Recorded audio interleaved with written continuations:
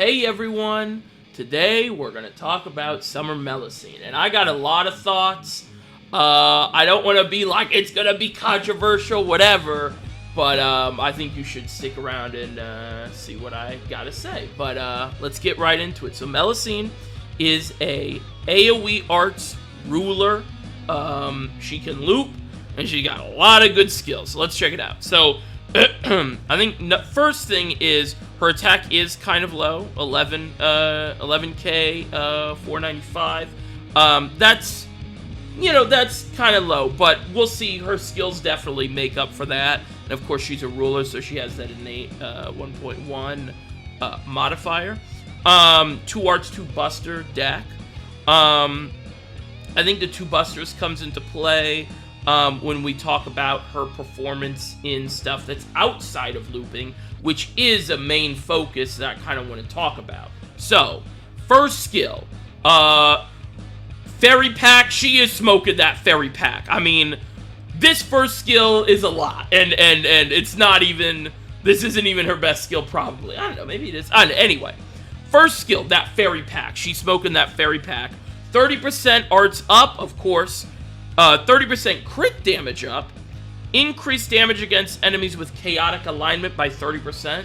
And reduces party's damage taken except self for 3 turns. That's by 1,000.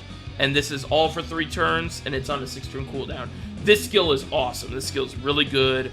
You got your arts up. You got your crit damage, which we'll see she's kind of crit focused a little bit. And increase own damage against chaotic. That's really nice. And then the reduced party damage except self is actually really cool for, like, challenge-ish quests or like harder content. I don't know what you want to like call it, because it's not always challenge quests, but just the non-farming scenarios, non-looping, 3-turn scenarios. But yeah, awesome skill for, like, just a lot of stuff, a lot of text. Second skill, increase own crit star absorption by for 3 turns. Is this 500 or 5,000? Sometimes auto translate misses it. Okay, it is 500%. Gain 10 crit stars every turn for 3 turns, and then gain 10 crit stars immediately when you click the button. And then if you're on a water side or airspace battlefield, and I believe airspace is a new battlefield, that also gets bumped up to 20. And 20 stars every turn, and you get an additional 20 stars when you click the button. So if you're on a water side or airspace, you're going to be getting 30 stars, and then 30 stars every turn for 3 turns. That's a lot. Even just the 10 stars and 10 stars every turn, because you won't be able to be on a water side or airspace battlefield every fight, but really nice skill. Then the third skill is where things, I think, get a little crazy. So, 80% NP charge on an AoE, on an arts AoE looper. 30% NP damage up, and grant self invincibility for 2 attacks 3 turns. This skill is insane, I feel. I think this skill, come on now. This skill is crazy. Very simple, just everything you want, though.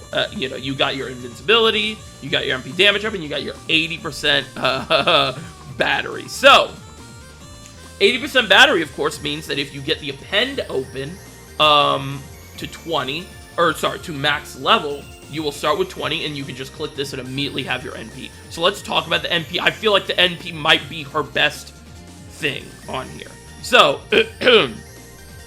it's AoE, arts 5 hits as well. Her refund is really nice. Increases own crit damage by 30% for 3 turns. So that stacks, because it's 3 turns. Then she AoEs. Then deals extra damage against Earth attribute, as another looper, which we'll talk about in a second, does as well. So Earth is, of course, a very nice attribute to hit, because it's very big. And then her overcharge effect is increases own attack for 3 turns. For 3 turns! I skipped the part where I was supposed to look at the camera. For 3 turns! On normal overcharge, it's 20%. This stacks again. The fact that this looping NP has 2 stackable abilities that are both very strong. One of them is more relevant for looping than the crit damage, of course, but both really strong abilities is insane to me. So that's the kit.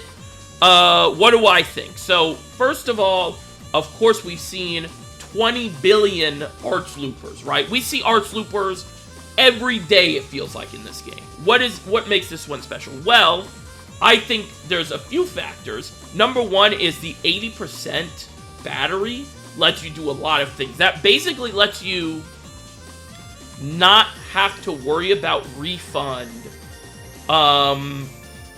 for, like, a few waves, right? Because you have, like, say you go append, you start with 20%, you hit this, that's 100. Boom. Say you're using double Castoria, boom, that's 100%. Then, as long as you get a little bit back, you can go to Old Baron or whatever, to get that last little percent. That to me is very strong. That's a arts looper that can do 1/1 nodes, or at least not have to worry about enemy numbers and wave counts, right? I think that is really strong. And I think that is the strongest part of her looping ability. That's what would theoretically put her higher than her comrades in the arts looping category. The one thing I do want to talk about and kind of focus on is this sort of, hey, arts loopers, arts AoE, at this point, there's so many. And also, like, farming it's so, like, 90++ could be whatever, right? It could be anything. Like, we've not really had a just set and forget type, team comp unless you have super highly invested servants for 90++. But, it's like, we got that, right? What is this character offering more?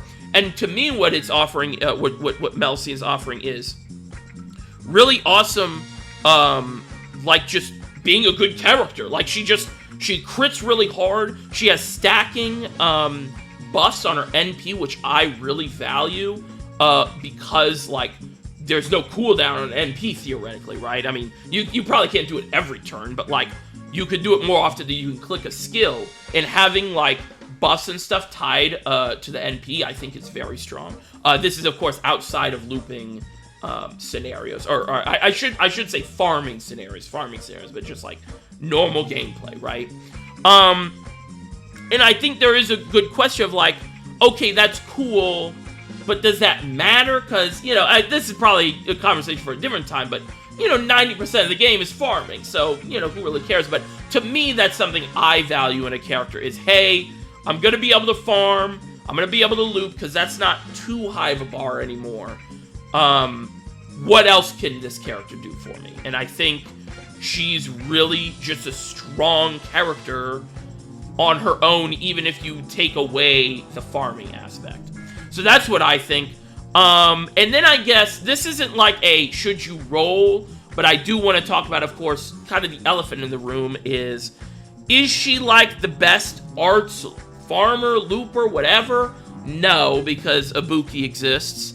I still think Ibuki, if we are just talking about straight up farming, Ibuki is better. And I don't even know if that will ever change. There's a part of me that hopes it doesn't change, And then, of course, another aspect is they do both hit the same niches. They do both hit Earth attribute, which is like, hey, do I really want two arts AoE loopers that hit Earth? And honestly, probably not. So I think, for me, what I would say is, the only reason I would put Melusine down like a peg is if you have Summer Ibuki. I think most scenarios, there's not a reason to use Melusine if you have Summer Ibuki. Because they both hit the same niches. Ibuki's always going to be doing more damage. She's obviously a Berserker, which is... this might be a hot take. Is Berserker just the best class in the game nowadays? It feels like they just keep making Berserkers, and then they don't, like, have the downside of being a Berserker, But anyway, that's different. But if you don't have a Buki, or you're not planning on getting, for my NA people, if you, want to plan your stuff out, if you're not planning on getting a Buki, Melusine is a really good contender to me, because she is not only going to be awesome in looping and farming, she's also going to be a really awesome just unit in general. And my most used servant, of course, is Summer Kama. Can I bring her up real quick? Anyway, Summer Kama, and I feel like I use Summer Kama as I would use a Summer Melusine, where I just used her for like every content in the game, because she is a farmer that also can do really well in non-farming content. And I think Melusine has kind of pushed Kama off of that role, in my opinion. I think if for like the loopers that also, I'm a looper butt, I think Melusine is better than Kama in that aspect, because I think the crits and stuff is more is better than Kama's like debuff stacking debuff thing. That's not to say Kama's bad at all, obviously, and yada yada. None of these characters are bad. We are talking about the highest peak of this game, right? We are comparing a character to Summer Buki. That's how you got to think about it. But anyway, I think that's pretty much it. I would say if you don't have Summer Buki, sorry, I'm coughing so much, dang. If you don't have Summer Buki, I would definitely consider getting Melusine. Even if you, I would say, even if you have, like, an NP1 of one of the other, like a Space Ishtar or a Summer Kama. The other aspect of Arch Loopers is, like, if you have a highly invested one, I think you're good, right? Like, this character does not push the envelope as much as Summer Buki did, where it's like, hey, even if you have a highly invested of this character, you might want to think about getting Summer Buki. I don't think it's like that. So it's more like if every one of these characters came out at the exact same time, I would say Ibuki's still the best for farming, Ibuki's the best for farming, and the only reason that makes her the best is because 90% of this game is farming.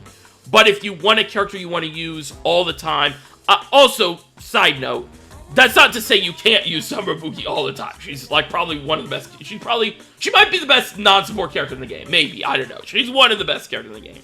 But, if you want a character that you can use a lot and is also by itself a good servant outside of farming, Melusine might be the #1 in that category. And I know that's a very that's that's a qualifier, right? Like, but yeah, I think that's all I have to say. Good luck if you're rolling for her. I think for my NA people that want to be, ahead of the game, I would still say Ibuki's your girl. The other aspect of that, this is not a Summer Buki video, but, and this might be a hot take, but on Summer Buki's banner, Eris, I think Summer Eris is like one of the best 4-stars in the entire game. And I think Melusine's banner is nice. Tristan is very, very cool and good and very fun. But I don't think it even closely competes to Summer Buki and Summer Eris on the same banner. In my opinion, that might be the best banner in the entire game history. That might be a super hot take. But anyway, that's all I wanted to say. Hope you guys enjoyed the video. If you did, please like and subscribe. Sorry that my voice, or I had to cough and stuff. That was my bad. But yeah, hope you guys have a great day. And thanks for watching. Bye-bye.